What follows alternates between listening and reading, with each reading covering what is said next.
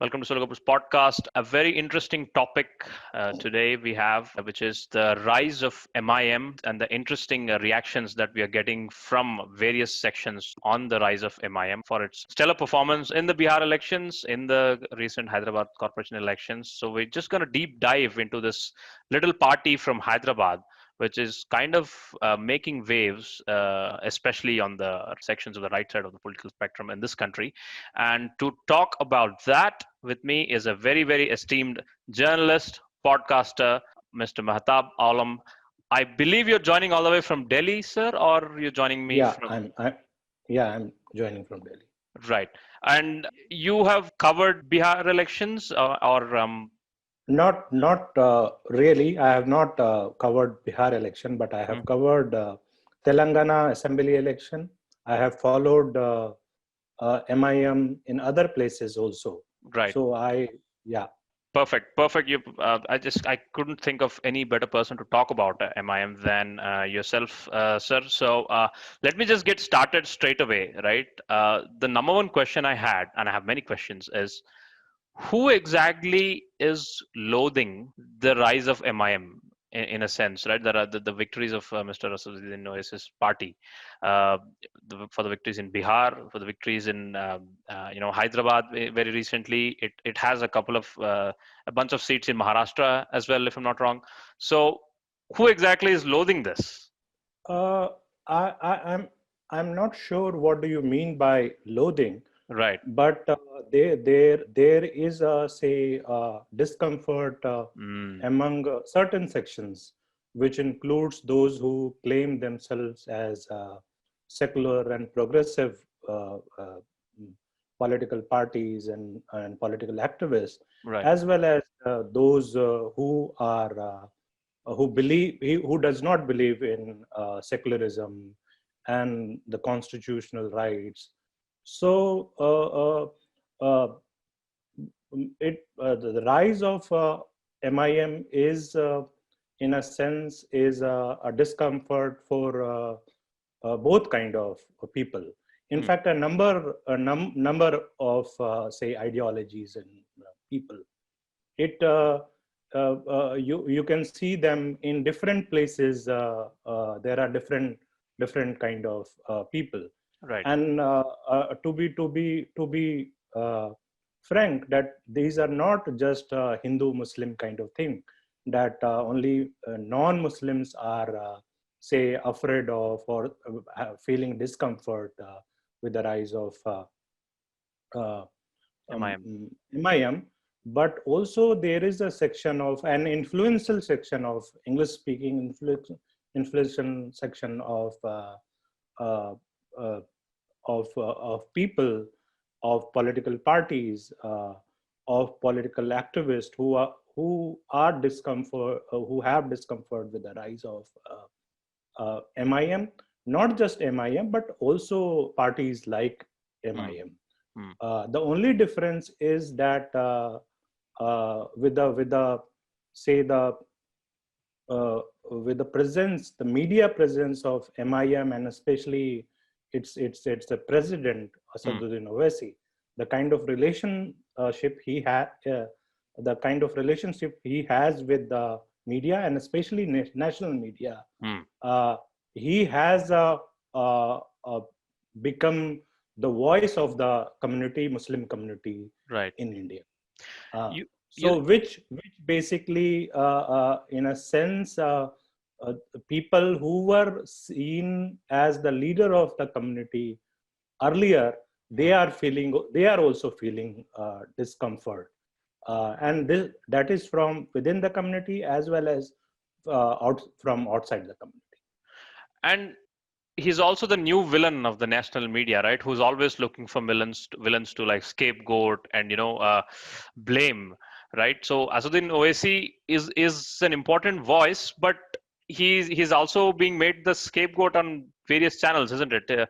And he's being accused of all sorts of things, isn't it? Yeah, that's true. But what also, I mean, seems to me, what looks to me is he's enjoying that, Hmm. and in result of that, it is helping him to, in a sense, build his constituency. So the more he is being targeted, more he is seen as a messiah or the leader of the community. That's why, despite he's been not abused in last 1-2 years, Right. he has been, and his party has been abused for a long period of time. What we need to also remember is that MIM is not a new party. It's a very old party. It has a history of more than 50 years. So, and in Hyderabad itself, they have been abused. They were called the party of rickshaw pullers at one point of time. So what I feel that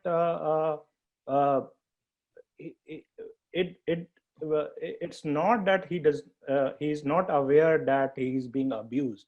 He should not have been treated like that. The way he's been and his party members are treated on say national TV channels and during the debates. Yeah. But the fact of the matter is that is helping him to build his constituency, right. And also that is helping him, given the kind of media we have these days, helping him to build his own brand, where he is seen as a fearless, he is seen as a outspoken, and he is seen as someone who is not afraid to speak about concern of the Muslim community, concern of the marginalized. Right. So through that, he is able to build his brand. And this should be also seen in the context. On the other hand, those who consider themselves or claim themselves being secularist and progressive, they are often afraid of speaking on these issues. Right. They feel that if they will speak on this issue or the issues which are concerns, often valid concerns of the Muslim community, that will hamper their Hindu vote bank. So, or they will be seen as pro-Muslim, or BJP will try to campaign that this party is a pro-Muslim party, right. As we saw during the Hyderabad municipal corporation election, that BJP tried very hard, that TRS is a pro-Muslim party.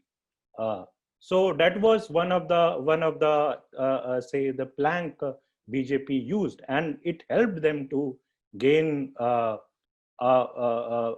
numbers in Hyderabad. Right. It's very interesting that you speak of abuse that Mr. Owaisi has to go through on a daily basis. But my question is, like, there is a way to genuinely criticize MIM, right? There are some genuine concerns and genuine criticisms that you can put on MIM. But there are also concerns that come straight out of Islamophobic point of view, right? So can you kind of distinguish in both ways of criticizing MIM, right? What are the genuine issues that one can point MIM at, but what are the issues what are the Islamophobic point of views that you generally get to see especially on the national media, if you can? See, as you said that of course, I mean, no, I do believe that no political party or no political activist is, say, above criticism. Yes. And this is true about MIM as well. Yes. Or everyone or anyone has a right to criticize MIM, like BJP or any other party or Congress. But there has to be some basis of that. So what we have been seeing is that one of the say the thing which is being used by a lot many people, which includes well-meaning people, that MIM is a B team of BJP. And we have been hearing this for a long time. This is nothing new. We have been hearing at least for at least 5-8 years, Yes. kind of thing. But so far, there has been no proof uh, uh, uh, for that. Right. So that kind of thing. It, and also it comes from an understanding that uh, uh, a party like it comes from an understanding that Muslims are not capable of thinking that whom to vote and whom not to vote, Mm. and they are seen as if there is a, and this was said by a Congress leader recently, that the rise of MIM or party like MIM shows that there is a radicalization happening in Muslim community, which is nothing but say baseless, and in some sense is Islamophobic Yes. also.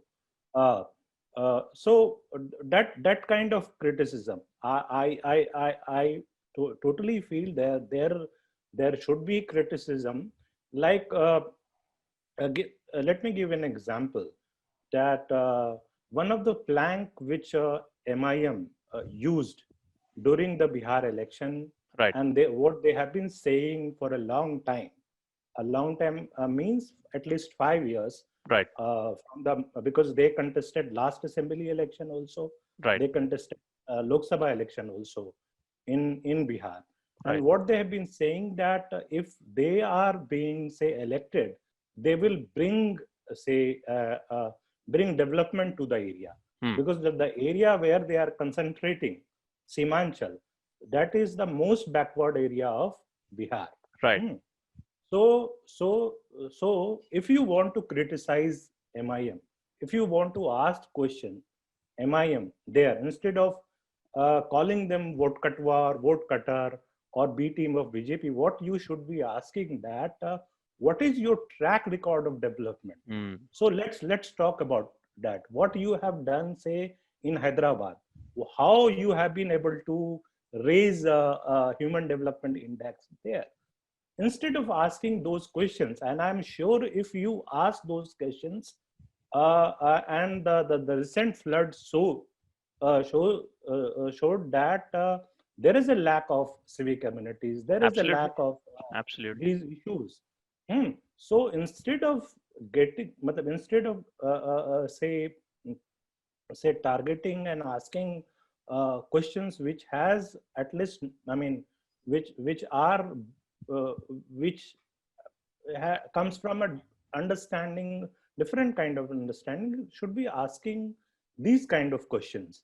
And Mm. I'm sure there is enough uh, on the basis for which MIM can be criticized and should be criticized, that what they have done, say uh, they did what they have done in Hyderabad, where they have corporators, they have MLAs, they have MP also. But what they have been able to do or not do. So Yes. that is one thing. Apart from Hyderabad, you mentioned Maharashtra also. So Maharashtra, they won 2 seats Mm. in last elections. But what is interesting to note is that in the next election, which was the last election, they Yes. lost both the seats, Mm. and they won two different seats. Mm. Hmm. So why that happened? Why except Hyderabad and Hyderabad, not even Telangana, Mm. except Hyderabad, why they are not able to say re-elect? They are not able Mm. to get re-elected. So what is the reason? And what is their track record of bringing development in say Malegaon, which has Right. MIM MLA, Right. or say Bhivandi, where they, not Bhivandi, I think Dhule, Mm. where they have. So these questions can be asked, they criticize, but unfortunately, there are a set of questions which have been asked, and by that he and his party is not able to made accountable on a number of issues. Right.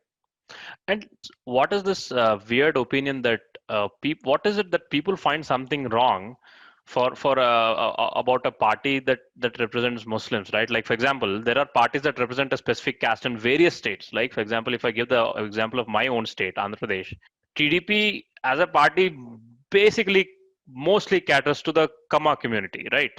So, I mean, there must be ton of examples like Lalu Prasad's party caters to Yadavs and so on, right? So when those parties exist, what is wrong in MIM's existence, for example? What is the thing that you hear? See, I don't think there is anything wrong Yeah, in the existence of a party like MIM. right. But there is a problem. Huh?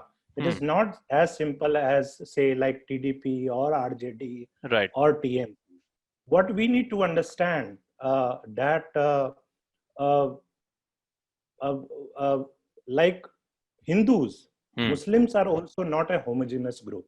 So the concerns of, say, Muslims in Bihar will be very different from the concerns of Muslims in Kerala or Andhra Pradesh. For that matter, I won't be wrong if I say the concerns of Muslims in Andhra Pradesh and Telangana are different. So what happens that if a party, these issues, these things are not raised because the demands or the priorities of or the concerns faced by Muslims in Kerala will be very different from the concerns raised by, the issues faced by Muslims in Bihar or Uttar Pradesh. Right.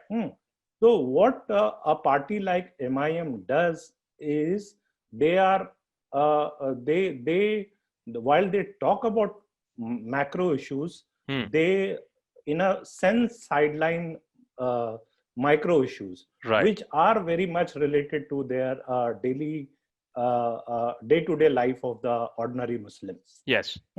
So that's why I think while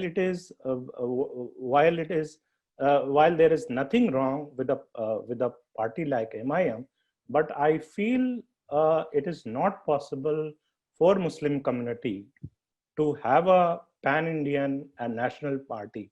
In fact, which is not in the interest of Muslims to have a national party, and be it MIM or any other party.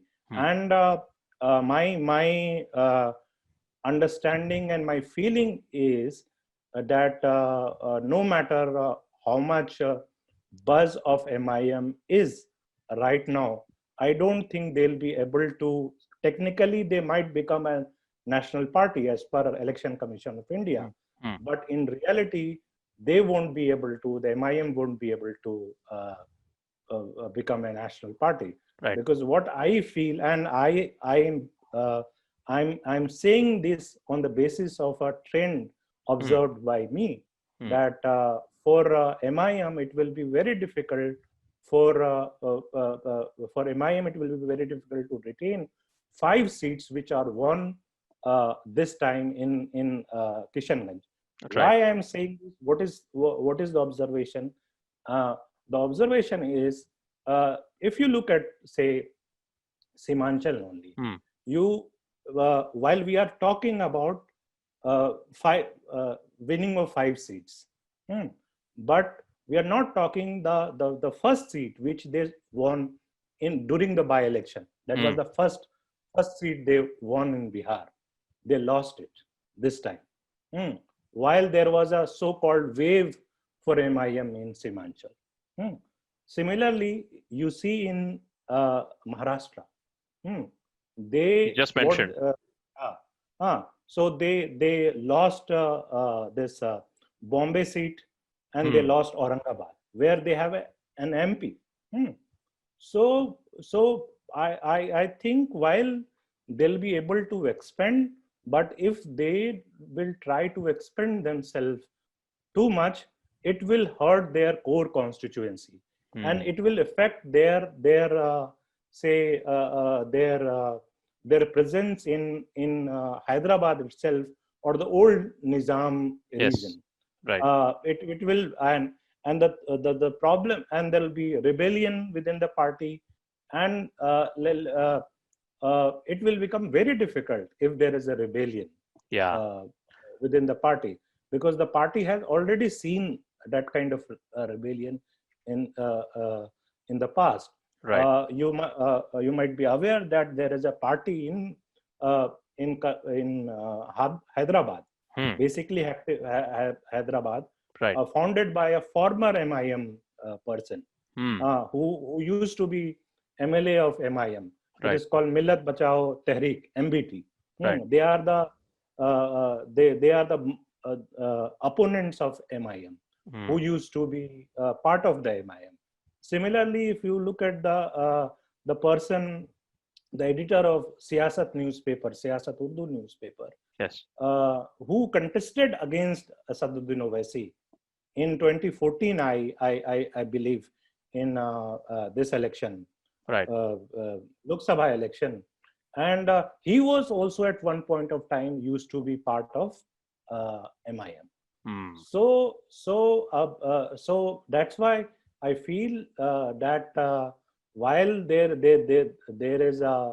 is a buzz, but in long run, I don't think that they'll be able to expend Right. much. See, That's also because just to add one point, Right. because if they say, if they expend themselves, Hmm. and and suppose there are, say, 7 members, Hmm. next time 8 members, 8 people elected from Bihar, then currently there is only one power center Hmm. within MIM, which is Hyderabad, which is Sadar Sahab, Yes. Barrister Asaduddin Owaisi. Yes. But suppose if there are eight MLAs and 1 MP in Bihar, that means it will become a bigger power Right. in comparison of, say, Telangana, Yes. because the number will be lesser there. And having Yes. 8 MLAs in Bihar is a big thing, Yes. in some sense. So then there'll be emergence of new power center, and then when there is a different power center, there'll be rebellion. There are other issues, intra party problems. So Right. that all that kind of thing. Right. But the point of this podcast is like, we're not trying to do a hagiography of MIM here. The very interesting point why I take up this topic is because, again, I'd like to bring it back to the discomfort they feel, right? So what this is just a very small party with not even a dozen MLAs and maybe a couple of MPs. So what exactly is disturbing some folks, and why do they see this as an impediment in a sense, right? No, see, it's true that it is a small party, Hmm. but given its media presence, Hmm. given its say its outreach, Hmm. and given that others are not speaking on the issues which are, say, which are concerned with the community, Hmm. and he is able to articulate that, there is no doubt about it, within the in the parliament and outside parliament, he is one of the, say, uh, uh, he is one of the parliamentarians who has been able to articulate within the constitutional, say. So Right. Yeah. the thing is, the language Asaduddin Owaisi uses is a language of constitution, language of, say, democracy. Hmm. So that's why you will see not just Muslims, not just those who are voters of Asaduddin Owaisi, but there is a, say, considerable section of influential people who who are in favor of a person like Asaduddin Owaisi. Hmm. That is hurting, and that's why, while a person like Mamta Banerjee who in West Bengal election is coming. Yes. And what you see is that she is constantly say targeting Asaduddin Owaisi. But at the same time, she is so afraid of Bharatiya Janata Party that during in her report card, she is not mentioning that what all she has done for minority development in the state, because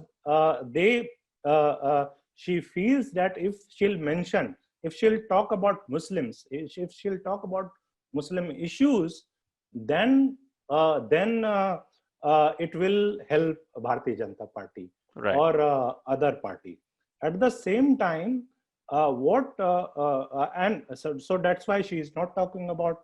She is not talking about that. She is not talking about even if she has done some sort of development, some work there. And so what happens is then if there is a person who's speaking about these issues, marginalization of Muslims, their disempowerment, their socio-economic condition, and all that. So there is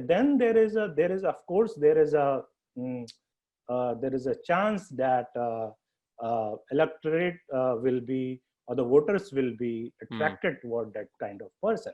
Right. So that's why they feel that, and also you see that what he's been doing is, even if he's not contesting election, right, he is saying he'll be contesting election. He'll be or his party will be interfering that. Right. So right. what he is saying that he will be contesting in Tamil Nadu. It's not that there are not local groups, political groups, good political groups, Muslim political groups. So in Tamil Nadu, you have an organization, political party, which is backed by an organization called TMMK, Tamil Munnetra Kargam, something like that. So that kind of thing. I remember during the Karnataka Assembly election, he said they'll be contesting, but what they did, they end up supporting Janata Dal Secular. So that's why. And as I said, that given his media reach, given his presence, a public presence, it becomes a national issue. So that's why. Why do you think? Why do you think parties are reluctant to openly make alliances with MIM? For example, you said the example of Bengal. For example, why? There are two issues I feel. Right. One, of course, if they feel that if they ally with a party like MIM, it will affect their. Say there'll be a polarization. It will affect. It will affect their Hindu vote. And it's not, mind you, it's not just with MIM. It happened with the AIUDF, which is again a Muslim-led party in Assam. It happened in last election in Assam. Congress did not ally with the AIUDF. So that is the thing. And it's not that the MIM was never in alliance with some party. Right. So if you remember, in the erstwhile Andhra Pradesh, United Andhra Pradesh, MIM was in alliance with Congress. Yes. Yes. Yeah. So what I said, that the first thing that they feel that if they ally with a party like MIM, it will help to polarize, or it will help the other side. Right. The another thing is, I mean, barring few places, to be honest, there is hardly any presence, organizational structure of MIM. Right. So if you look at, say, Bihar again, because people have been talking about Bihar. So the first time they contested election, they could not win. Hmm. But if you go there and if you have followed, you will realize that for the next 5 years, they worked day in and day out, Hmm. build an organization. And most of the people, if you look at the profile of the people who have won on MIM ticket Right. this time around, they have had been either MLA or from different parties. So like, Hmm. take the case of the president of the Bihar unit of MIM. He had been MLA thrice. Hmm. And not only that, he had worked on panchayat level also Right. earlier. So, and similarly, other people also. That another guy who defeated in this election his brother. Right. He was MLA of RJD, and since he was not given ticket Hmm. from Jokihat, there is a place called Jokihat. He contested on MIM ticket against his brother, Right. and similarly another guy. So the thing is, when we talk about MIM Right. and the rise of MIM and the victory of MIM, what we do not consider and talk about is the local realities. What Yes. is the contribution of local issues, local organizational structure? Hmm. So while uh, people in Bihar voted for MIM because of, say, the boldness of or the issues taken by MIM, Hmm. but at the same time, it would be a mistake to think that was the only reason. That was not the only reason. There were several issues. Uh, so that helped to win MIM. And Right. I'm not sure whether they'll be able to win those seats again. Right. It will be a challenge for them. On what side of political spectrum will MIM's ideology fall on? Is it on the right? Is it on the left? Well, how do you classify MIM? Where would you put MIM in that regard? I think it is somewhere in between, Mm-hmm. neither left nor right, Mm-hmm. because uh, mm, he his stands are also, sometimes he takes stands which are say on the Progressive. left side Right. sometimes. And also I think it is a, I mean, it hardly matters Right. on which side of the thing is, what he is doing or his party is doing is more important. Right. You speak of all these victories, right? How much did CAA NRC anxiety help MIM? So how much is that a factor in terms of Muslims kind of consolidating votes and voting for MIM in some places? Is there any evidence of that? I won't say that there is no truth in it, Mm-hmm. but I also would like to believe that that was not the only reason. Right. It might have made some contribution of it, Hmm. but not totally. Because Right. what we need to also understand is that Hmm. the issue of NRC or CA was not only in certain areas of Bihar, but it is an all India kind of thing. So that is also the thing. Right. Similarly, before Bihar, if you recall, they also contested election in Jharkhand. Hmm. And at that time also, the issue of CA and NRC was there. Hmm. So I don't think that is was a big factor in the victory or the rise of MIM, because I remember visiting Simanchal Hmm. in February this year, and what I found that uh, almost all the parties except BJP, including JDU, which is a partner of BJP, the members mm, or the political activists of those parties were say organizing protest, were being part of these anti-CA and NRC protest. Right.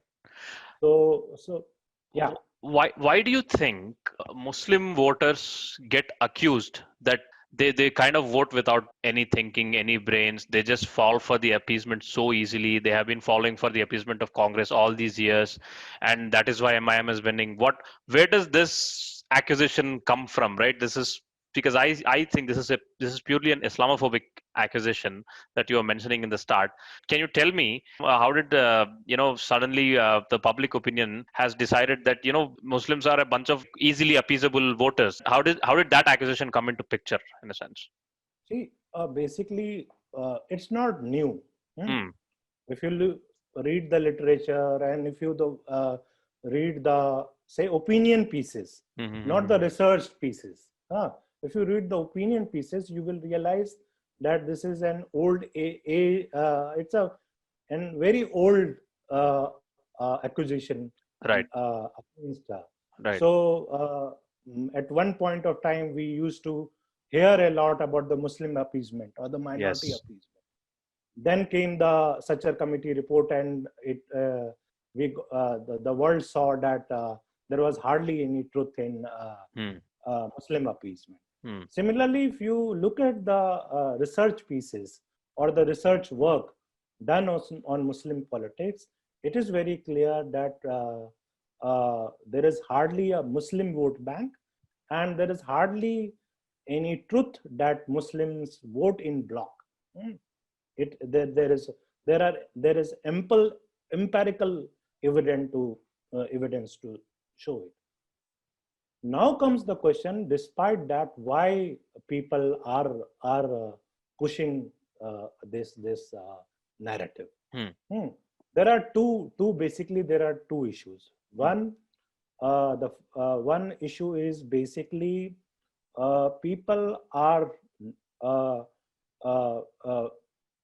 not looking into evidence, and just there is some bias in their subconscious, which and on that basis they form their opinion. That is one reason, and that's why you see a considerable number of well-meaning people, progressive people are also falling into this trap. They also believe that something like this happens and that exists. So, but again, their opinions are not based on some facts. They are based on other opinions. Right. They are based on their bias towards a certain community, and so it's largely a problem of understanding. Since they don't have a say relationship, unfortunately, our society is so segregated. We are so segregated. And there is not much dialogue, real dialogue. There might be some artificial kind of dialogue between different communities, but there's not much working relationship. So that kind of that is one thing. And of course, the propaganda by right-wing forces and other forces who benefit from this kind of narrative also helps to form these kind of opinion. The second reason for it, that this kind of narrative is helpful for political parties or the political forces which are not interested in say empowerment and development of minorities and especially Muslim community. Right. So it helps them, and it also helps them to say create polarization, environment of polarization, where they benefit. So look at the Hyderabad Municipal Corporation election. Right. What happened? That while MIM is able to say uh, retain its retain its seats in their say in their stronghold, which Right. is Old City, Old City. But outside Old City, their ally, Hmm. I mean, TRS might not be Openly saying it. Yeah. TRS might not be an official ally of MIM, Right. but it is a well-known fact. Hmm. No one can deny that there was an understanding between TRS and MIM. Right. Right.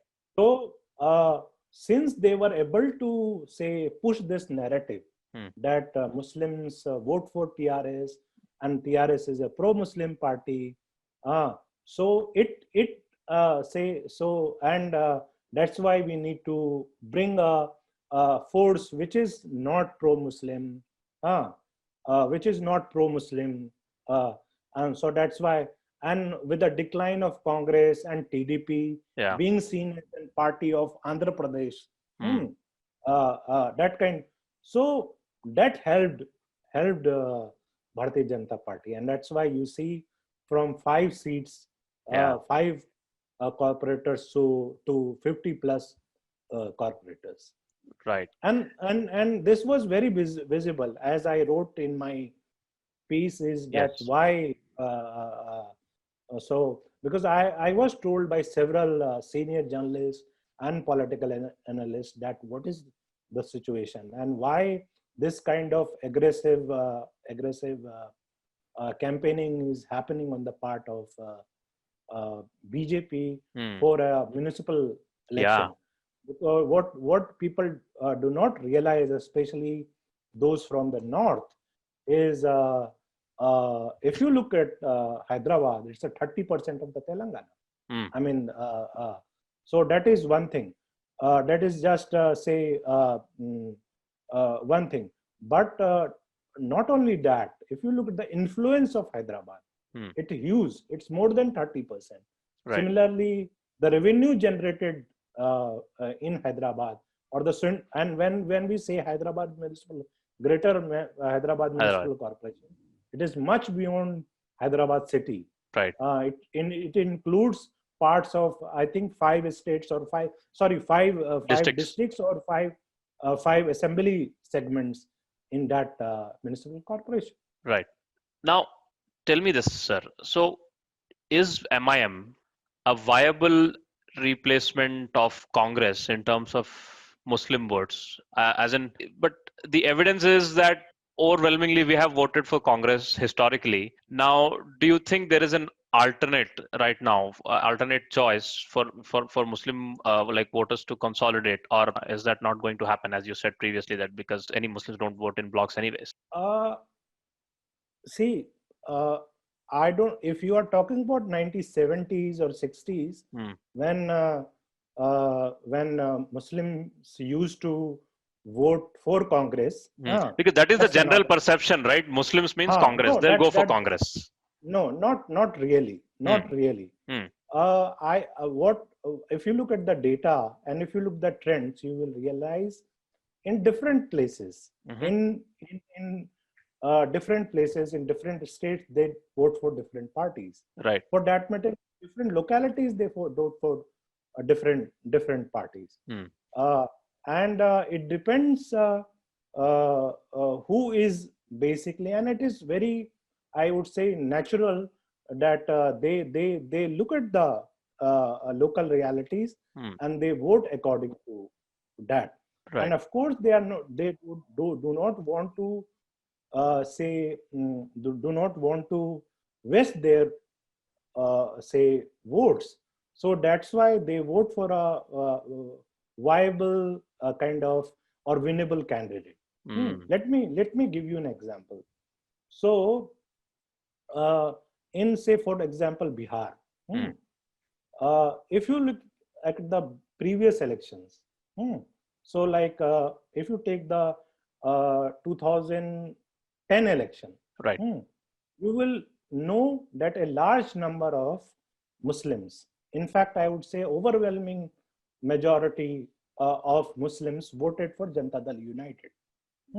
Right. But if you look at the 2015 and 2020 election, you will realize they didn't vote for Janata Dal United, but voted for Rashtriya Janata Dal, which is RJD. Right. So similarly, if you look at say take Telangana itself. Right. At places they voted for MIM. At places they voted for TRS. At places they voted for Congress. Right. So similarly, if you look at say Andhra Pradesh, at places they voted for YSR Congress. At places they voted for TDP. At places they voted for Congress. Right. And take any place, Kerala, they vote for LDF also. Sometimes they vote for UDF. Sometimes they vote for Congress. Sometimes they vote for CPM. So it's totally. For example, take Delhi election. Delhi election during say in assembly election this year. Earlier this year, they voted for Aam Aadmi Party, right. A large number of. But at the same time, in the Lok Sabha election, they voted for Congress, right? Which happened last year. So it's I think so. So the choice they are making, it's a very well informed choice. Right. Gone are the days when we were told. I have not seen. We were told that there is a call from Jama Masjid of Delhi that we have to say support. So that didn't help. And just to illustrate, I'll give you an example. So in 2004 Lok Sabha election, right. NDA was trying for its re-election. Atal Bihari Vajpayee was trying for its re-election. Right. In fact, there was a group formed, which was a Muslim group, which included several prominent Muslim individuals, saying that, and it was called Vajpayee Himayat Committee. Vajpayee Himayat Committee. They appealed for Bharatiya Janata, and which if I am not mistaken, which included the Imam of Jama Masjid, right. Shahi Imam, Imam Bukhari. But despite all that, BJP lost. Vajpayee lost. So Delhi Imam came down on appeal for NDA, and still NDA didn't work. It didn't work for NDA. So that Vajpayee Himayat Committee, and if I'm not mistaken, that the Imam Bukhari, who is the Shahi Imam, or who was the Shahi Imam of Jama Masjid, was also appealed for NDA, but that didn't work in 2004. So what I'm trying to say is that it might be maybe some 40 years ago, 50 years ago, when Congress was the only option, and there were not many options for Muslims. Then they used to be, they might be voting for Congress in large number. Right. What we should also remember or should not forget is that the Congress of those days were very different Congress of the Congress of today. So that is during the emergency, there were many things which were say that Nasbandi thing, the Nasbandi campaign, the family planning, in the name of family planning, what happened, which affected a large number of Muslims. Right. during emergency period. So that also helped. But with the rise of, say, say with the rise of, say, the non-Congress Parties, yeah. parties, uh, things changed. Yeah, right. Now, tell me this, sir. The major criticism of MIM is it is splitting the votes and helping BJP, right? It's like the opposition parties are not able to gather Muslim votes, so they're losing the votes and it's helping BJP, right? Plus, they're not ready to ally with MIM, right? So is that a fair accusation? Because if it's a fair accusation, then why don't you ally with MIM and share the power? That they're not willing to do, but they still accuse the MIM of splitting the Muslim vote and not allowing the consolidation of the opposition against BJP. So is that a fair accusation? See, as far as the accusation of, say, splitting the vote is concerned, Hmm. we have seen that there is not much, say, substance to that. Hmm. It was propagated that in Bihar, Hmm. that due to MIM, secular forces lost Hmm. on several seats. Hmm. But what we came to know after seeing the data, that Right. that was there was not much truth to that. There Right. was only one seat where the Mahagathbandhan, which was a secular alliance, Hmm. lost because MIM candidate got I think 2,000 or some votes, Hmm. and the margin was less. But Hmm. what we should not forget that there, the Hmm. candidate, the MIM candidate was a non-Muslim candidate, Hmm. unlike other places. Right. So that is the first part, the acquisition part, that there is not much substance to that. As far Right. as why they are not aligning with Hmm. these parties are not aligning, as I mentioned Yeah. earlier, that it will be, say, one so like, say, Bengal, Hmm. hmm, where election is going to happen. To be honest, there is hardly any presence of MIM Hmm. there. Yes. Ah, Yes. ah. So until unless they have a leadership, because Hmm. what we need to understand, that behind the success of MIM, or the Hmm. victory of MIM in Simanchal region, is one, that they had tested everyone. Hmm. In the last say few decades, they had tested. Remember, that is the place which has elected more outsiders than anyone. So you have MJ Akbar winning from there, Lok Sabha election. You have Syed Shahabuddin winning election from there. You have BJP's Syed Shahnawaz Hussain winning from there.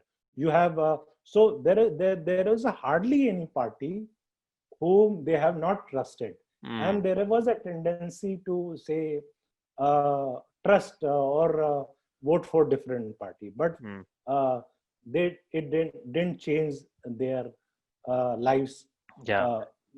uh, much. Go. So Yeah. that's why they opted for it. Hmm. Had there been a viable option, as it happened on the Kishanganj Sadar seat, Hmm. which MIM lost, where the sitting MLA of that constituency was of MIM. Right. Uh, but this time, in fact, if you go back slightly uh, to the, say, by-election, people voted for MIM not because they were in love for, say, Hmm. uh, MIM, or they were in love with Owaisi. Asaduddin Yeah. Owaisi or the oratory of the Hmm. Asaduddin Owaisi. They primarily voted for MIM or MIM candidate, because uh, uh, the Congress, the candidate, Hmm. was a candidate candidate whose family was into so getting seat tickets and forever. Right. She was the Congress candidate was mother of sitting MP, Congress Right. MP. Right. And so that's why there is a resentment against, say, against Congress, and Mm. that's uh, just to illustrate that there was a slogan during by-election which was like this, that Congress tumse bair nahi, बुढ़िया तेरी खैर नहीं. So what they were saying is basically they are not against Congress. They are against this lady who was an Yes. old lady. Right. If Congress had given a seat to Someone else. another person, Right. someone person who is capable, who is who is willing to work, Yeah. then uh, that person could have won, and Yeah. that happened in this election. Right. Every single example that you point, it only points to one thing, right? This common theme that all the Muslims of India are somehow united and connected through a hive mind, and they all vote in similar patterns, and they all have same cause and same unity. All this is just nonsense, right? This is that's there's literally no truth to that. Just like you were saying. Yeah, I mean, it's just not me saying. Hmm. Uh, anyone can see it. Anyone can see it. I mean, say the people, since you are from Andhra Pradesh, Right.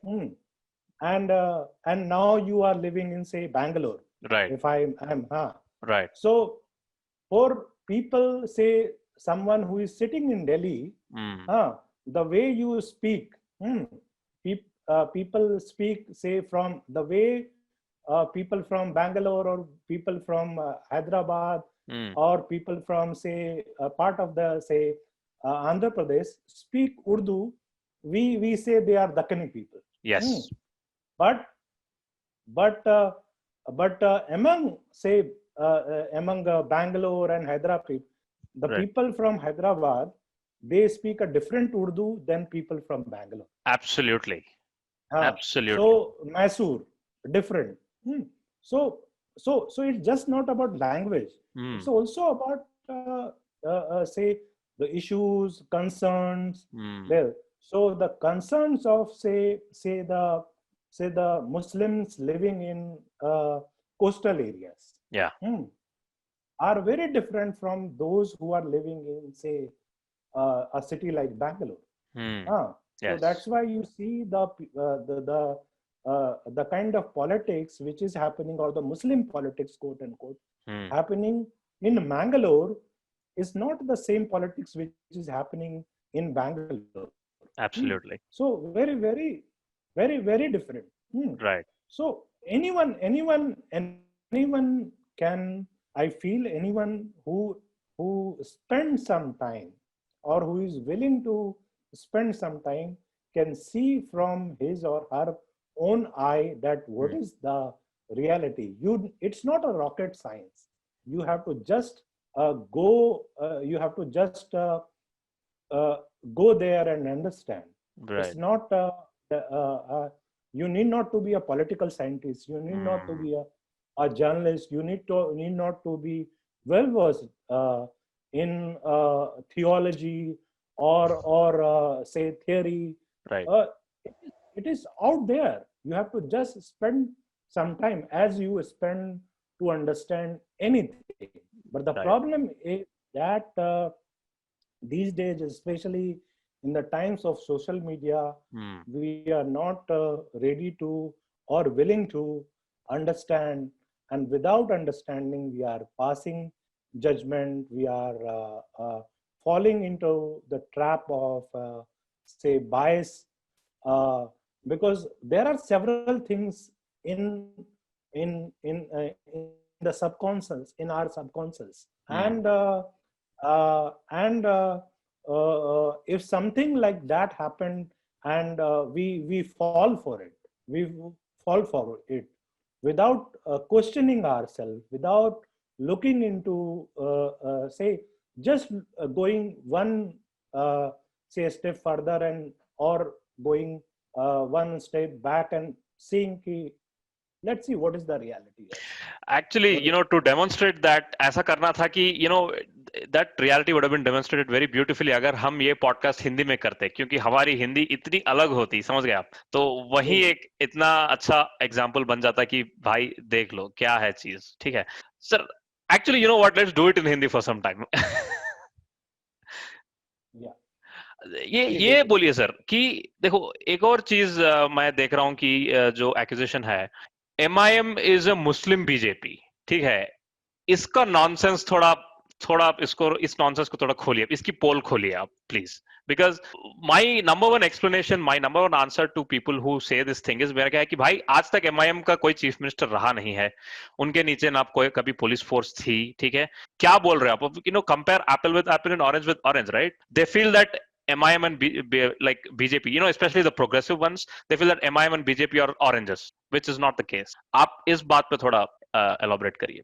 नहीं देखिए इसमें कोई शक नहीं है कि there are मतलब ऐसे बहुत सारे एलिमेंट्स हैं और ऐसी बहुत सारी चीजें हैं जो बीजेपी अपने पॉलिटिकल गेन के लिए इस्तेमाल करती है, उसमें से कुछ चीजें MIM भी करती हैं, इसमें कोई शक नहीं है। राइट। हाँ, लाइक द जिस तरह की पॉलिटिकल लैंग्वेज और जिस तरह के जिस तरह का कैंपेन वो चलाते हैं, बट उसका मतलब ये नहीं है कि बीजेपी और MIM हाँ एक है।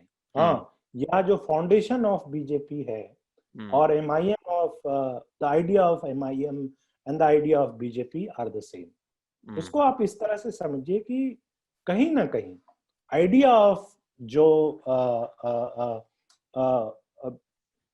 बीजेपी है उसके कोर में है हिंदू राष्ट्र का निर्माण, हिंदू राष्ट्र का निर्माण है। बट इवन इफ आप ओल्ड MIM को देख लें तो आपको कहीं कहीं उनका मकसद ये नहीं दिखा होगा कि इस्लामी हुकूमत का कयाम जो है वो MIM का कभी मकसद नहीं रहा। They might have been, and there is a truth to it that they at one point of time they were pro-Nizams। हाँ, उसमें हकीकत है, लेकिन आप उसके लिए उसको क्रिटिसाइज कीजिए, उनकी हिस्ट्री के लिए उसको क्रिटिसाइज करिए, पर ये कहना कि बीजेपी भी वैसा ही है, MIM भी वैसा है, तो ये इसमें बहुत बहुत ज्यादा हकीकत नहीं है। एक बात तो ये है कि इन थियोरी भी नहीं है, और इनफैक्ट आप जो बात मैं कह रहा था कि जैसे कहीं ना कहीं कोर ऑफ मतलब जो कोर में है बीजेपी के कोर में है वो ये कि हिंदू राष्ट्र का निर्माण या ऐसा हो जहां कि हिंदुओं का वर्चस्व हो, हिंदू डोमिनेटिंग हो, ये कहीं ना कहीं है। पर MIM का वैसा नहीं है। In fact this is where they differ from other Muslim organizations। That's where they differ from an organization like Jamaat Islami. वो उनसे अलग है क्योंकि जमात इस्लामी का एक बैकग्राउंड रहा है जिसमें वो हुकूमत इलाहिया का कयाम उनका मकसद रहा है। एंड पर इसका नहीं, MIM का कभी हुकूमत इलाहिया का कयाम नहीं। वो प्रो निजाम हो सकते थे, वैसे तो आप देखेंगे तो ऐसी बहुत सारी पार्टी हैं which are considered liberal parties, the people who are considered liberal people. जैसे एक पार्टी हुआ करती थी स्वतंत्रता पार्टी। अच्छा। हाँ, जो कि एक तरह से लिबर्टी और लिबरल इकोनॉमी वगैरह में यकीन करते थे। तो वो अगर आप देखेंगे तो वो भी राजा रजवाड़ा जो राजा लोग थे उनके प्रो थे। तो ये एक चीज है कि दोनों में जो है मुझे नहीं लगता कि कंपेयर किया जा सकता है। इनफैक्ट इंडिया में मुझे नहीं लगता कि कभी मतलब अगर पूरा भी मतलब सब लोग, मतलब एक मुसलमान भी अगर MIM जैसी पार्टी के परचम के नीचे इकट्ठा हो जाए और सब उनके साथ हो जाए, एक मतलब जो कि होगा, कभी नहीं होगा, इम्पॉसिबल है।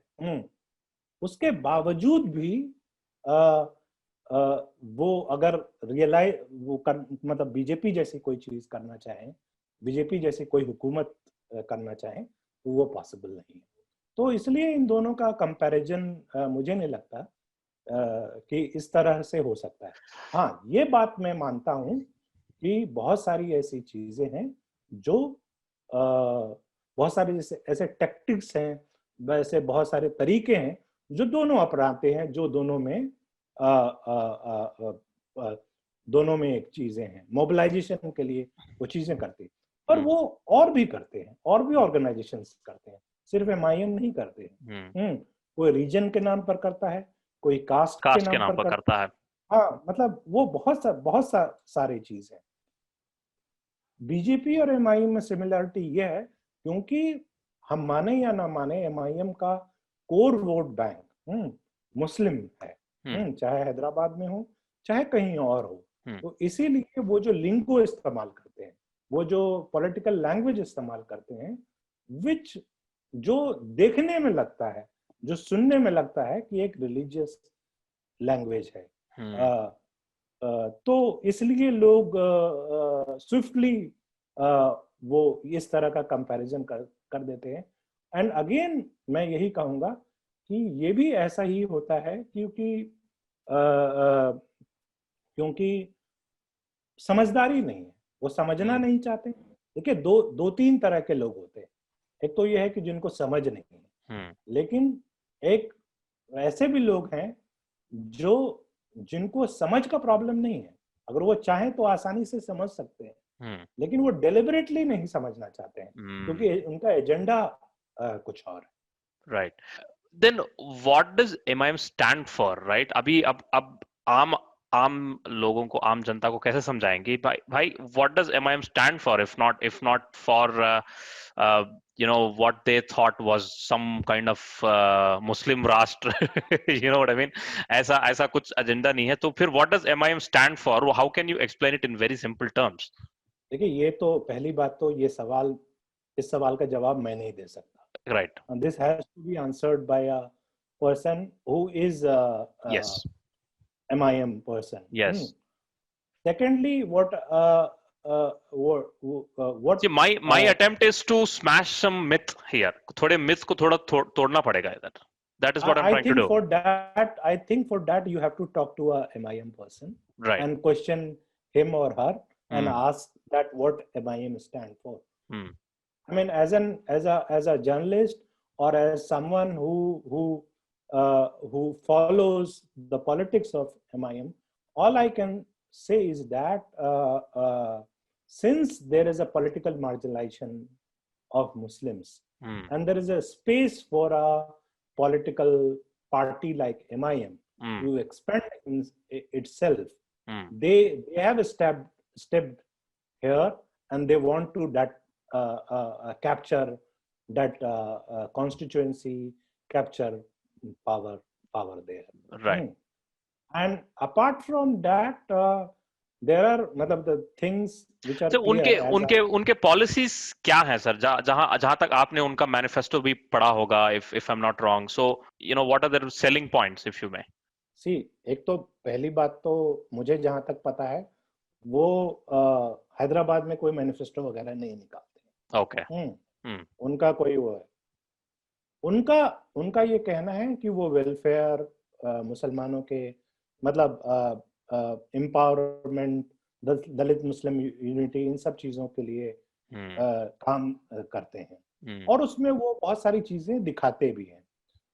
जैसे आप देखेंगे तो आप हैदराबाद में वो दिखाएंगे कि उन्होंने इतने स्कूल्स खोल दिए, वो इतने, अभी जैसे उन्होंने फ्लड में बहुत सारा काम किया, और ये चीजें हैं ट्रू। और उनका मेडिकल कॉलेज है, उनका इंजीनियरिंग कॉलेज है, और उन्होंने ये सारी चीजें हैं। लेकिन सवाल ये उठता है कि ये सब तो आप अपनी प्राइवेट कैपेसिटी में कर रहे हैं। What you are doing in the capacity of you being MLA और एमपी और द रिप्रेजेंटेटिव। तो वो अपने आप में सवाल है। राइट, तो वो ये कह रहे हैं कि we are here for empowerment of marginalized community.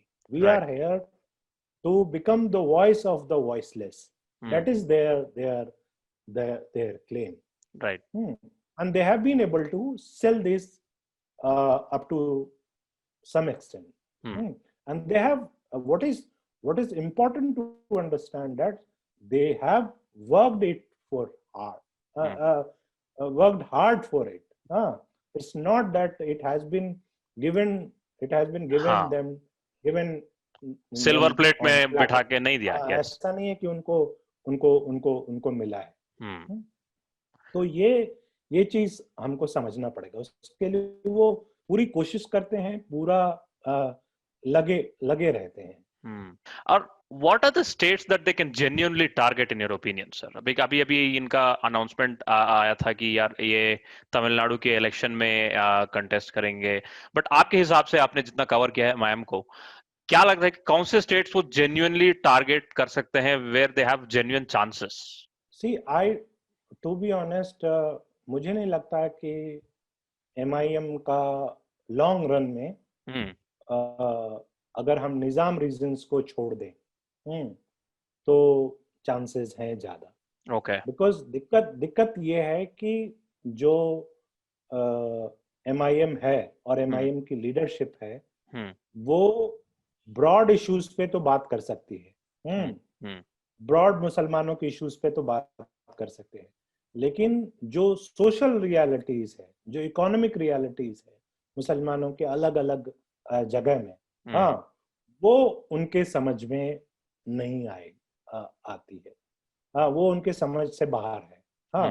And this I have realised after, मतलब जब मैंने खास तौर पर जब मैं तेलंगाना का इलेक्शन कवर करने आया था, तो उस वक्त मैंने बहुत लोगों से बात की थी जो एमआईएम का, क्योंकि कोर तो एमआईएम का हैदराबाद में ही, and I was there for some 15 days. तो उससे रियलाइज हुआ कि वो सोशल रियलिटीज, वो ग्राउंड रियलिटीज वगैरह से वाकिफ नहीं है.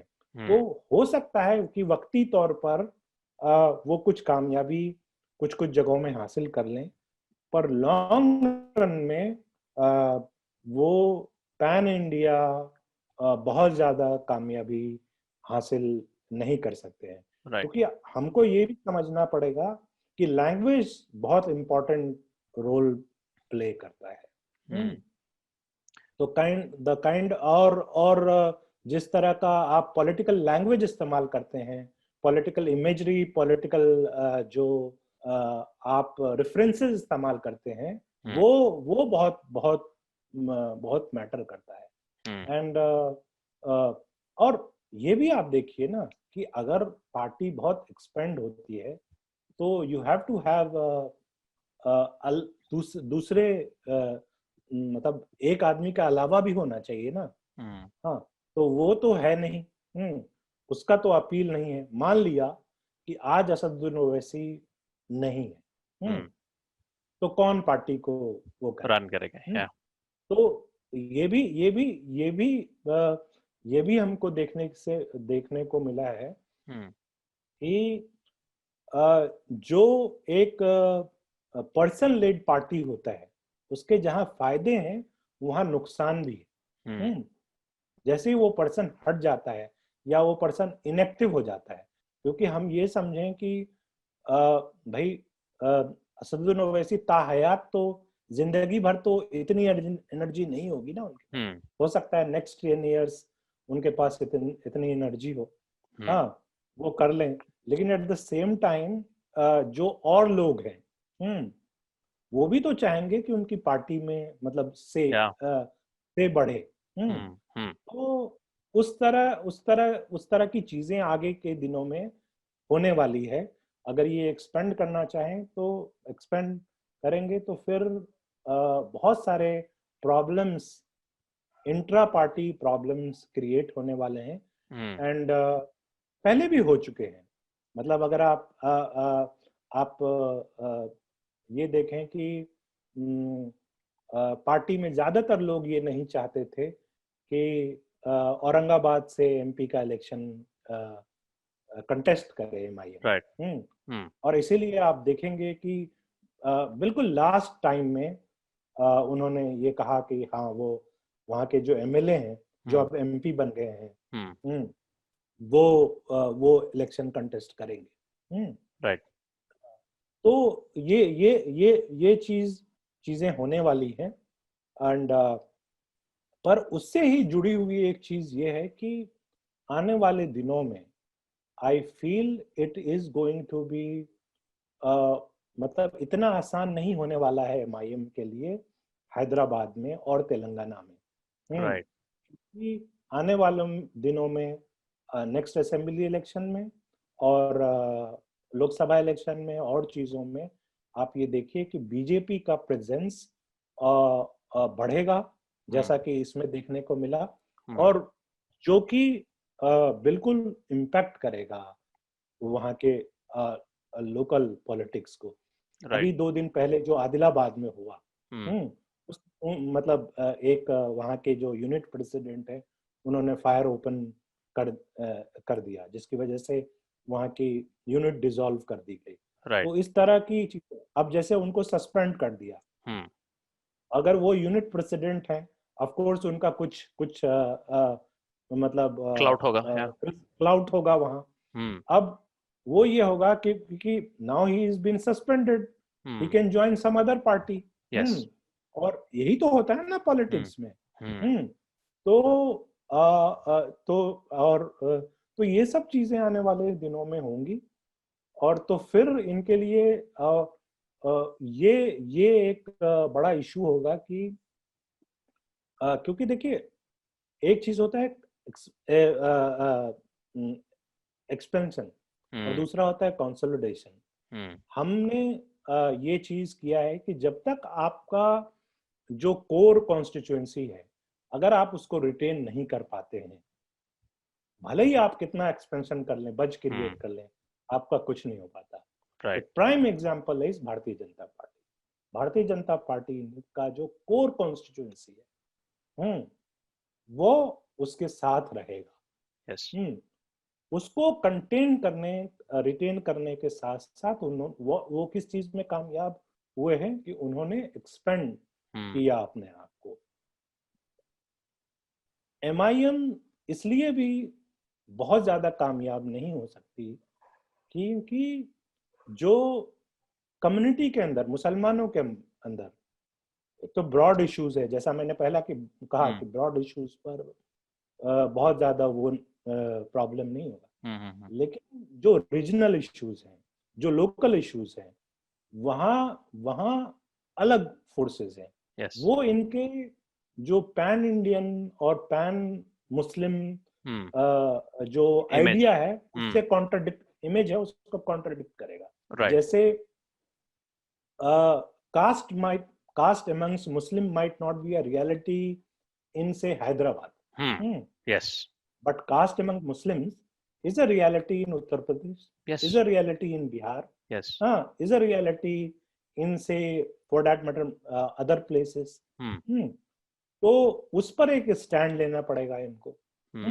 अगर वो जब इस पर स्टैंड लेंगे तो फिर जो है वो कॉन्ट्रडिक्शंस पैदा होना शुरू हो जाएंगे और उसको कंटेन करना बहुत मुश्किल हो जाएगा। राइट सर, इनका एक और चैलेंज इस्लामोफोबिया है क्या? मतलब उससे जो वातावरण फैला हुआ है, इज दैट हेल्पिंग देम और is that detrimenting them? Because at the end of the day ये लोग, ये भी है ना कि सर इनका इमेज ये धोते धोते मतलब कितने साल बीत जाएंगे कि यार ये टैग थप्पा हो गया ना, अब ये मुस्लिम पार्टी है, मुसलमानों की पार्टी है, ये टैग क्या इनको हटाने में ये फायदा होगा या नुकसान होगा? ये क्या इस टैग को लेके अब ये क्या करेंगे? देखिए, इस्लामोफोबिया का जहां तक सवाल है और जहां तक इस्लामोफोबिया प्रॉब्लम है, more than I think MIM, it is a problem for the Muslim community.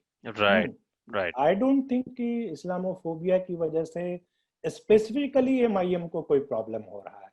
In fact I would say that उस इस्लामोफोबिया की वजह से और उस तरह का माहौल क्रिएट होने की वजह से जो लोग पहले MIM जैसे और असदुद्दीन ओवैसी को डिसलाइक करते थे, और क्योंकि unfortunately he is the only voice who is speaking on these issues most of the time. Even if other Muslim leaders or the other leaders are not are say willing to or want to speak on these issues, they are stopped, right. and especially within Congress and other parties. तो उसकी वजह से, तो अगर आप मुझे पूछेंगे तो एक तरह से इनको पॉलिटिकल फायदा ही हो रहा है। लेकिन इस्लामोफोबिया से एक कम्युनिटी को प्रॉब्लम हो रहा है, और वो कम्युनिटी के लिए एट लार्ज, और सिर्फ मैं कहूँगा कम्युनिटी के लिए नहीं, कंट्री के लिए और सोसाइटी के लिए एट लार्ज बहुत बड़ा प्रॉब्लम है। उसको अगर हम नहीं सॉल्व करते हैं तो हेट भले ही आज हो सकता है कि मुसलमानों को इफेक्ट करता हो, लेकिन कोई जरूरी नहीं है कि कल किसी और को इफेक्ट नहीं करेगा, किसी और को इफेक्ट करे। और हम देख रहे हैं कई दफा कई जगह ऐसे वो आया है कि, जैसे मैं आपको एक एग्जांपल दूंगा मध्य प्रदेश का। एक लॉयर था, उसको पुलिस ने ये समझ के पीट दिया कि वो मुसलमान है। he was not a Muslim, just because he had दाढ़ी, he was beaten up। तो हेट की कोई लिमिट नहीं है, तो वो इम्पैक्ट करेगा। और इस्लामोफोबिया और क्या है ना कि the discomfort of seeing a leader in a topi and a dadi don't you think it's gonna hamper him somewhere, because इतना विलिफिकेशन, इतना विलनाइजेशन बनाया जा रहा है इनको मीडिया में, तो आप कह रहे हैं इनसे फायदा ही हो सकता है ज्यादा? See, in advertisement, what is said that any publicity is a good publicity, right? तो वो चीज है। मुझे नहीं लगता है कि अगर वो इफेक्ट कर रहा होता उनको या उनकी पार्टी को, तो आई डोंट थिंक वो उन टीवी चैनल्स पर जाते। जैसे मैं आपको बताऊं कि मैं एक दो टीवी चैनल्स को छोड़कर मुझे जब भी कोई इनविटेशन मिलता है मैं उस टीवी चैनल पे नहीं जाता हूँ। Right. It is very clear to me, because I know I won't be able to, I won't be allowed to speak. Right. पर कुछ लोग होते हैं जिनको पता है कि उनको नहीं बोलने दिया जाएगा, पर उनको नहीं बोलने दिया जाना, हाँ, वो अपने आप में उसका एक वैल्यू है। You are seen someone कि अरे आपको नहीं बोलने दिया गया, हाँ, और देखो वो तो मतलब उसमें इतनी हिम्मत नहीं थी कि सामने वाले का सवाल नहीं सुन सका, सामने वाले के जवाब। What we don't understand these things, इन सब चीजों की बहुत वैल्यू होती है पॉलिटिक्स में, राइट। और इन चीजों से बहुत मदद मिलती है। भले उनका विलनाइजेशन इस्लामोफोबिया के वजह से हो रहा हो, लेकिन उससे वो अच्छी चीज है, वो उसका फायदा उठा रहे हैं in a sense. Politically speaking उसका फायदा होता है, और ये दिख रहा है, खास तौर पर दिख रहा है। How much will the old controversies MIM haunt them, right? For example, जो उनके भाई अकबरुद्दीन ओवैसी की स्पीच थी, ऐसे चीजें कितना हॉन्ट करेगी उनको? How can they wash those things off? I don't think that is going to go away. That will be always there. Right. And let's be clear that that is both negative for them and positive for them. Right. ऐसा नहीं है कि अकबरुद्दीन ओवैसी ने जो कहा उसका सिर्फ उनको घाटा हुआ है। हाँ, हो सकता है कि नेशनल लेवल पर उसका घाटा हुआ हो, but I am sure they are politically mature and they know politically enough कि उसको इससे कितना फायदा हो रहा है और कितना घाटा हो रहा है। See, they are not they are into politics. So before doing anything उसका, and to illustrate मतलब I remember asking someone, and this I have written, जब मैंने अकबरुद्दीन ओवैसी का प्रोफाइल किया था द वायर के लिए, which is there. Yeah. It is called Love and Hate in Hyderabad, something.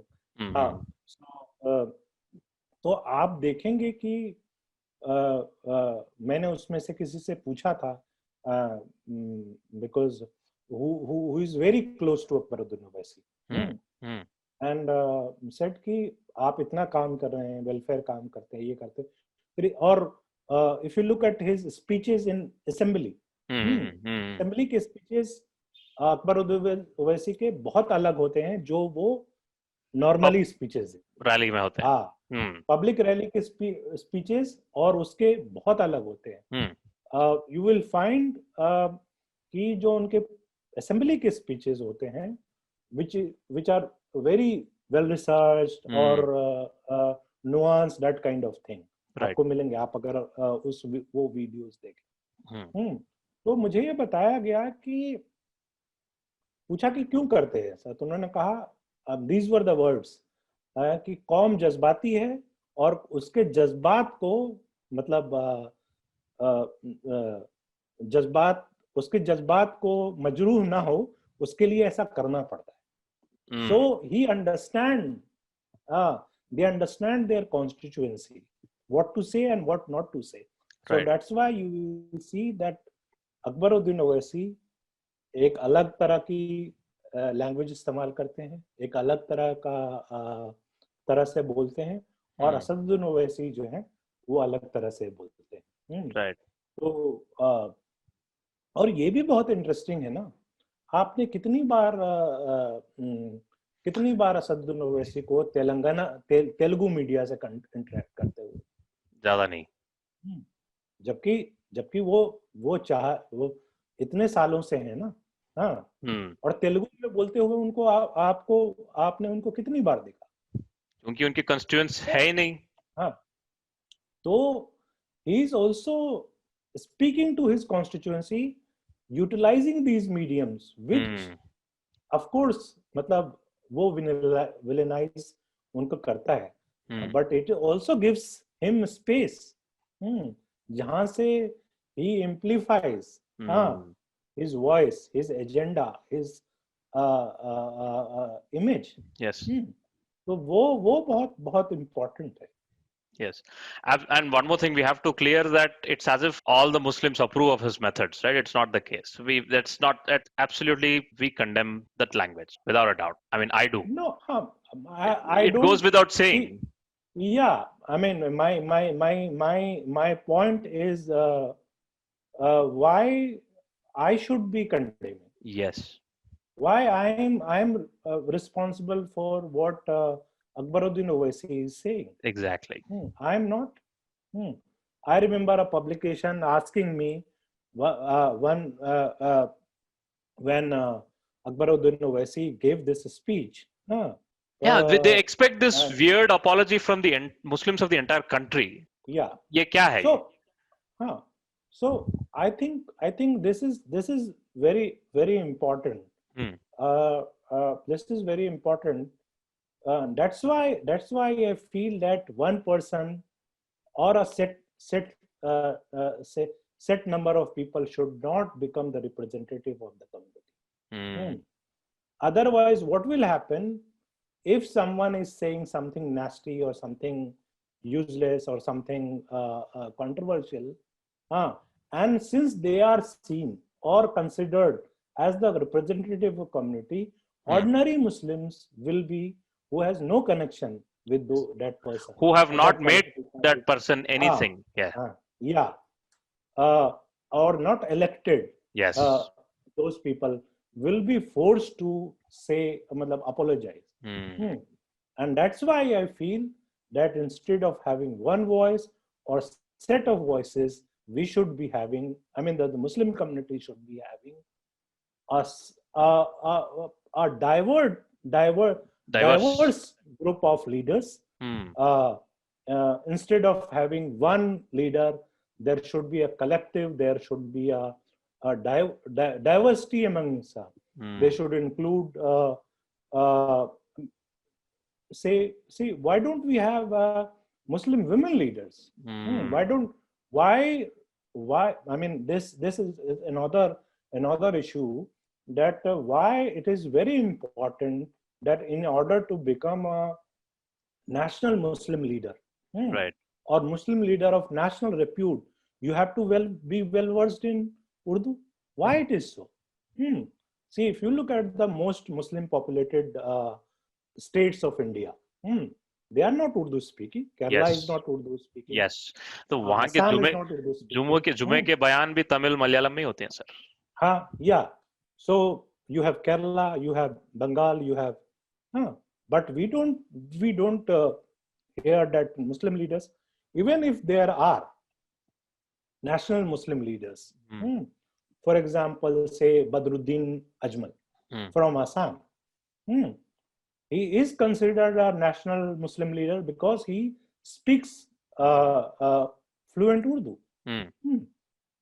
Had he been not a good Urdu speaker, he would not have been considered. So these things should be considered. Right. Or for that matter, why Muslim leaders or the representatives or Muslim or leadership is coming from certain communities or some certain biradaris of Muslims. Why most of the say Muslim representatives are coming from so-called Ashraf background or upper caste background? It's not that there are not people in say backward communities among Muslims. Right. So these are also, in fact, they are the majority of the Muslim community, and everywhere, not just Right. in say Bihar. Even if you look at the Telangana, you will come to know that a large number of Muslim population are not from so-called Ashraf background. They are Right. from say other backward communities. So that's why I feel there should be a diversity, regional diversity. There should be gender diversity. There should be caste diversity as far as the Muslim leadership is concerned. Right. And finally, sir, what would be the path ahead? What boxes should it tick, to achieve what it's trying to achieve in a sense, this expansion that it's going for? What do you think? What do you think they should get it right in terms of, electoral victories, if you may, for example, in the upcoming Tamil Nadu election and so on? See, I'm no one to advise. Right. Or no one to say that what they should be doing. Of course, they would have their own say, yes, their plan, and they must be working what they want to achieve and not. I'm not privy to that. What they want to achieve, they want to understand. Right. As far as a journalist is concerned, and as a Muslim, what I can say is. First, it is not viable for MIM to expand the way they want to expand. It is not going to help them much. They might get few seats here and there, but it might hurt their core constituency. Right. So that is one thing. The second thing is, instead of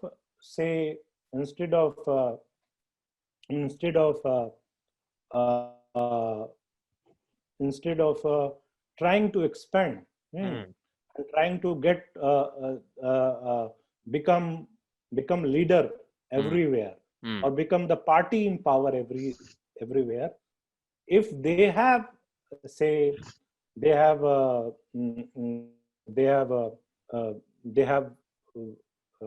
cracked that how it should be done, instead of them being everywhere, they should be helping local organizations, Mm. local political forces across communities, so that stronger voices and strong the local voices can emerge, and Right. that is how mm, it should be, and it should be the like our say our structure is we are a federal a country. Country. Yeah. There it's a union of states. Mm. So it will be useful for the community. It will be useful for the country. I Right. don't think trying to capture or be in power everywhere is going to help much. In Yeah. fact, it can go it can go against them in long Right. term. And one more thing is just concentrate at home. There's a massive competition at home, and they just buckle up their seat belts and take care of their own city in a sense, right? Because this municipal election was not a joke. There is a reason why the home minister came down to campaign, right? There is a reason for this. There's something bigger, and that corporate election was something bigger than just municipal corporation election, isn't it? Yeah, I mean, it was not even say so. It was not even say a fight towards winning Telangana assembly election. Yeah. It is essentially a fight to capture South India, where Mm. BJP is not, except Karnataka, where BJP is not able to say gain much. Mm. Hmm. So if they can make inroads in Telangana, hmm, uh, I'm sure there are other places where they can get foothold. Hmm. Mm. And Kerala might come last, but Mm. Tamil Nadu will be the next stop. Right. Where do you think Andhra is going to fall, sir? I'm just curious. I'm just asking. I'm just kidding. I'm just joking. No, no, no. Andhra also we need to understand Hmm. that say if there is a two-party like situation, Hmm. BJP is going to gain.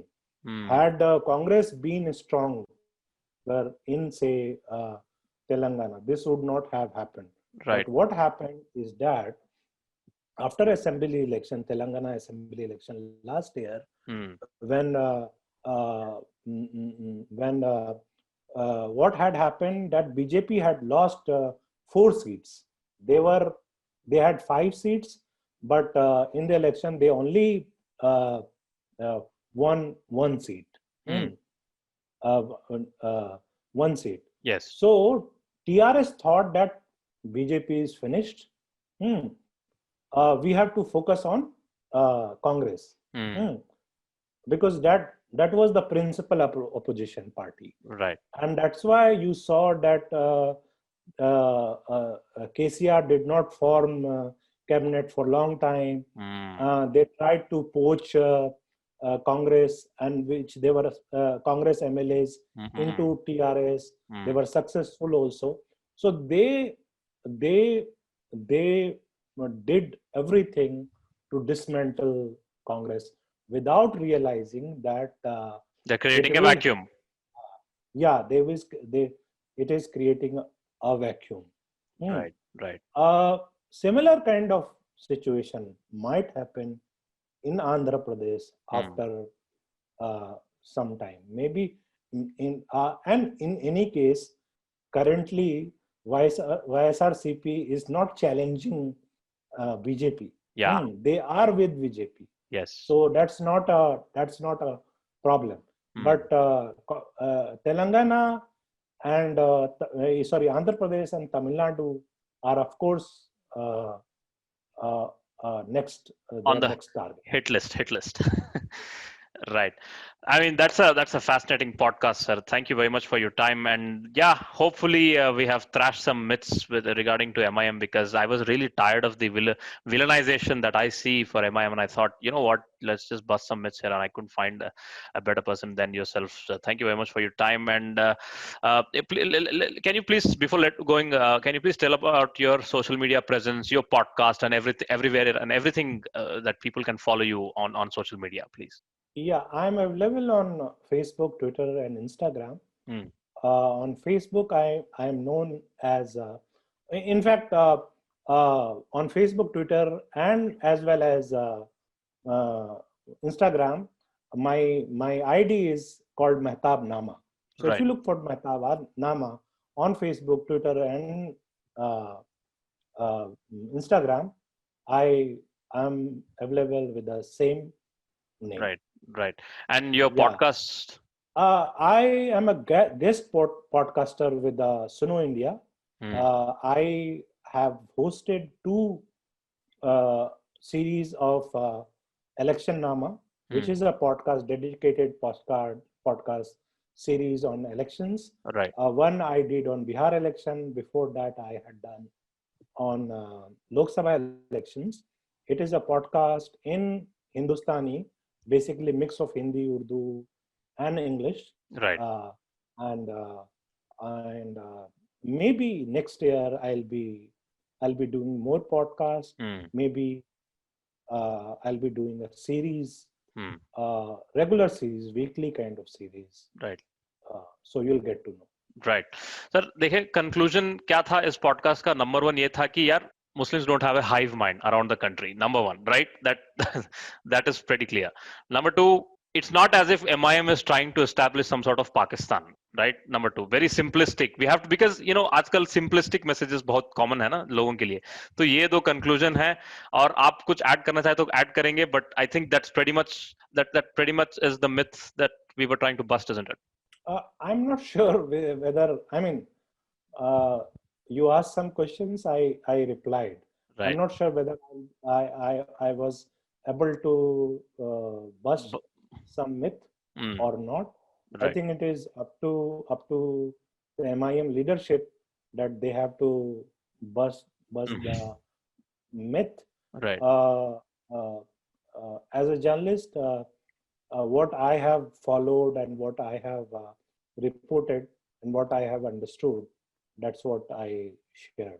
Perfect. Perfect. That's a great way to end this podcast, ladies and gents. Thank you for tuning in. Till we see you next time again with another episode. Bye, everyone.